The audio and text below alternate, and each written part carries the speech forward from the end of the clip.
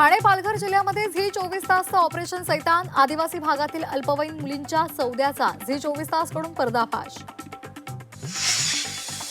पालघरमधील मुलींच्या विक्री प्रकरणाची चौकशी केली जाईल, झी 24 तासच्या ऑपरेशन सैतानची मुख्यमंत्री फडणवीसांकडून दखल। लहान मुलं बेपत्ता होण्यावरून मनसे अध्यक्ष राज ठाकरेंचं मुख्यमंत्र्यांना पत्र, तातडीनं उपाययोजना कराव्यात, ठोस कारवाई करावी, राज ठाकरेंची पत्राद्वारे विनंती। मायानगरी मुंबईमधून दर दिवसाला 4 ते 5 अल्पवयीन मुली बेपत्ता, गेल्या 10 महिन्यांमध्ये अपहरणाचे तब्बल 1187 गुन्हे दाखल।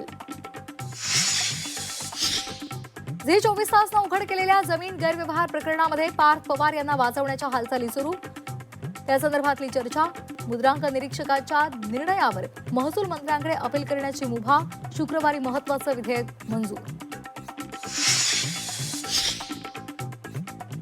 अधिकाऱ्यांकडून योग्य कारवाई झाली असती तर पुणे जमीन गैरव्यवहार प्रकरण घडलंच नसतं, अनौपचारिक गप्पांमध्ये अजित पवार यांचं विधान, मीडियाच्या चुकांवर पांघरूण घालण्याचा प्रयत्न असल्याची चर्चा।